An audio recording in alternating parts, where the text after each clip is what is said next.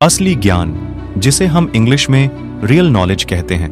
दोस्तों, कई बार मैं सोचता हूं कि मैं जो पढ़ाई कर रहा हूं उसका असल जिंदगी में कैसे उपयोग करूं। मैं कुछ सीख भी नहीं पा रहा हूं। सिर्फ परीक्षा में जो अंक आते हैं, बस लगता है कि उसी के लिए पढ़ रहा हूं कि अच्छे अंक आ जाए, इतना याद करूंगा तो परीक्षा में लिख पाऊंगा। पर यह सब मुझे बेकार लगता है। कैसे मैं असली ज्ञान प्राप्त करूं?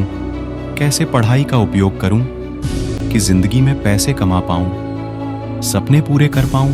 अगर आप भी यही सोचते हैं तो इस छोटी सी कहानी में इतनी बड़े सुनहरे शब्द छिपे हुए हैं जिसके कोई मूल्य नहीं है। इसे समझने वाला व्यक्ति असली ज्ञान प्राप्त करने लगता है, उसे लाइफ में मजा आने लगता है और पढ़ाई में भी। एक संत के आश्रम में एक शिष्य कहीं से एक तोता ले आया और उसे पिंजरे में रख लिया।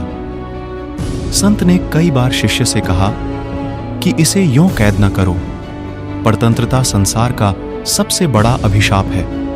किंतु शिष्य अपने बाल सुलभ कौतूहल को न रोक सका और उसे पिंजरे में बंद किए रहा।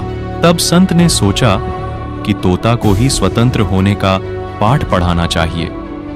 उन्होंने पिंजरा अपनी कुटी में मंगवा लिया और तोते को नित्य ही सिखाने लगे, पिंजरा छोड़ दो, उड़ जाओ। कुछ दिनों में तोते ने यह वाक्य भली भांति रट लिया। कुछ दिनों के पश्चात एक दिन सफाई करते समय भूल से पिंजरा खुला रह गया। संत कुटी में आए तो देखा कि तोता बाहर निकल आया है और बड़े आराम से घूम रहा है।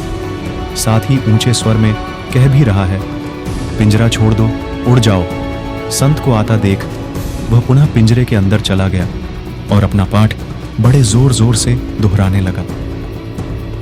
संत को यह देखकर बहुत ही आश्चर्य हुआ, साथ ही दुख भी। वे सोचते रहे, इसने केवल शब्द को ही याद किया।